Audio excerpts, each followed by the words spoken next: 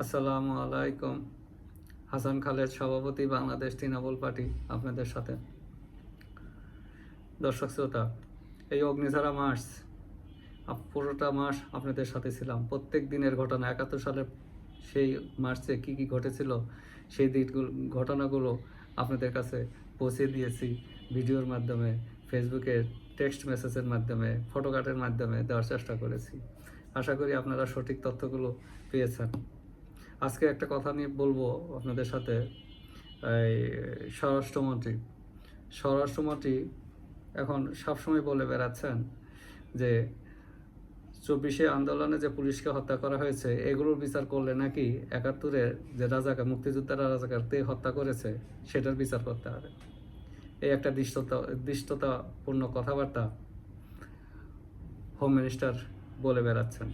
এটা মুক্তিযুদ্ধের জন্য, স্বাধীন বাংলাদেশের জন্য খুবই অবমাননাকর।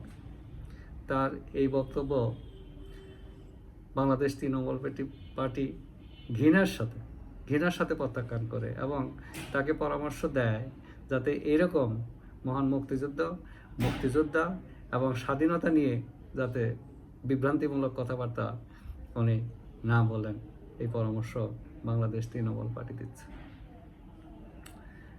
যারা 30 লক্ষ লোক রক্ত দিয়ে এত হতাহত হয়ে দেশ স্বাধীন করে গেছে, সেইখানে স্বরাষ্ট্রমন্ত্রী দৃষ্টতাপূর্ণ কথাবার্তা বলতেছে। হ্যাঁ, বিচার আপনি মুক্তিযোদ্ধাদের তখনই করতে পারবেন, সেটা তার আগে আমাদেরকে কনফার্ম করতে হবে যে এটা বাংলাদেশ না পাকিস্তান। আপনি যখন যেভাবে দাঁড়িয়ে কথা বলতেছেন তাতে বাংলাদেশ তৃণমূল পার্টি বিশ্বাস করা শুরু করছে যে এটা আর বাংলাদেশ নাই, এই দেশটা আর বাংলাদেশ নাই, এটা অন্য কোনো দেশ হয়ে গেছে, যার জন্য মুক্তিযোদ্ধাদেরকে হুমকি দেওয়া হচ্ছে,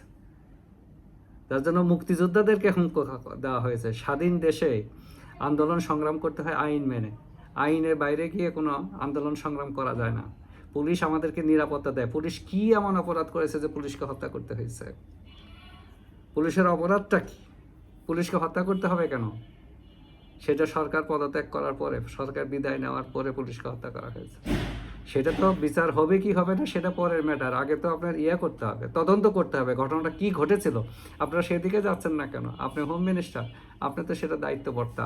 আপনি তদন্ত করেন, সেখানে স্বচ্ছ তদন্ত করেন সেদিন কি ঘটেছিল, তারপরে জনগণকে বলেন যে এই ঘটনা ঘটছে, এখন কিভাবে কি বিচার হবে, কি বিচার হবে না, তোমরা সিদ্ধান্ত নাও। আপনার পার্লামেন্টে সিদ্ধান্ত নিতে পারেন। আইনের শাসন তো প্রতিষ্ঠা করতে হবে। আপনি আমাদেরকে দেখাচ্ছেন, হাইকোর্ট দেখাচ্ছেন যে মুক্তিযুদ্ধের বিরুদ্ধে, আর করেন বিচার।